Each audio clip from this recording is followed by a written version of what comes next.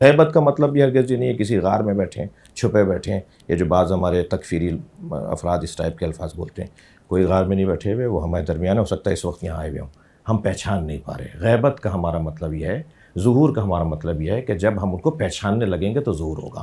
غیبت کا مطلب یہ ہے ہم پہچان نہیں پا رہے. وہ ابھی بھی ہو سکتے ہیں، ان کی 1150 سال کی عمر ہے اس وقت، جیسے حضرت عیسیٰ اب تک ہیں.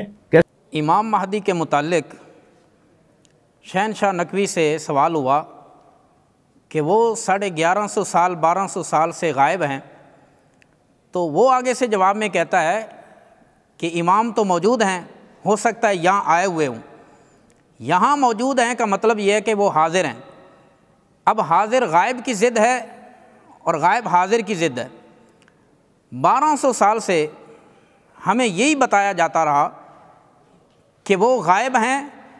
255 میں ان کی ولادت ہوئی اور اس کے بعد سرہ من رعا کی ایک غار کے اندر وہ چھپ گئے، غائب ہو گئے.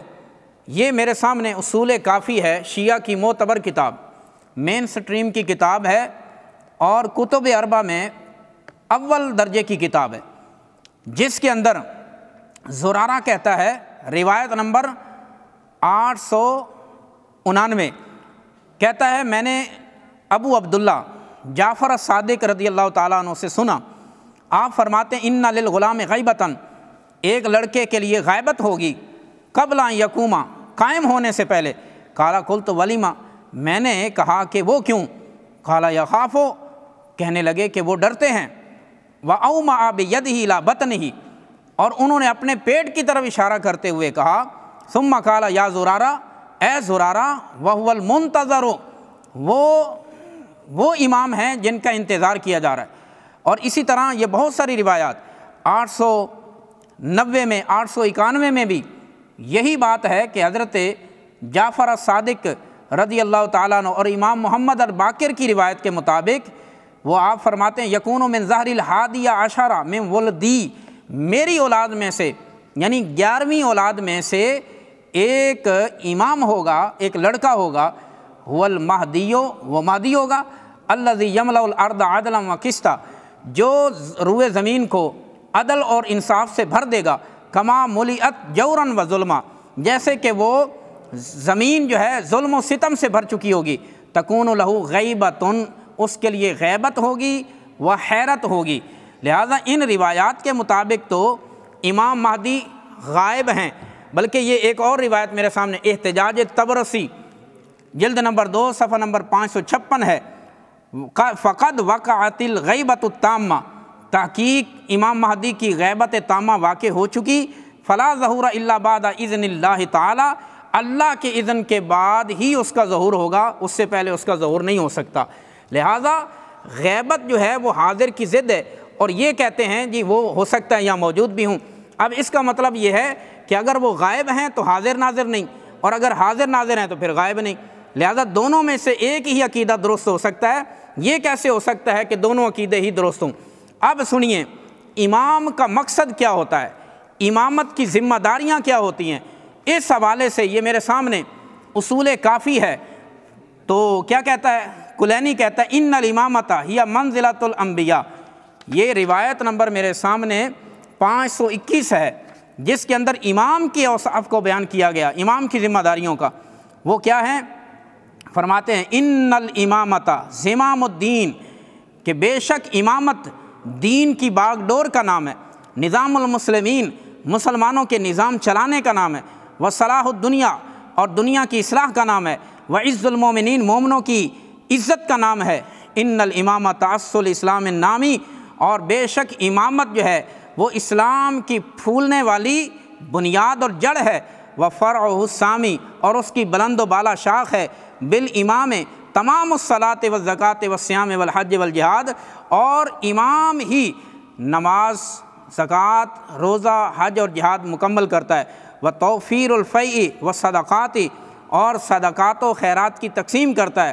وامداء الحدود والاحکام، حدود اللہ کو نافذ کرتا ہے، احکام شرع کو نافذ کرتا ہے. ومنع الثغور والاطراف، اور سرحدوں کی حفاظت کرتا ہے، کلوں کی حفاظت کرتا ہے. یہ امامت کی ذمہ داری ہے.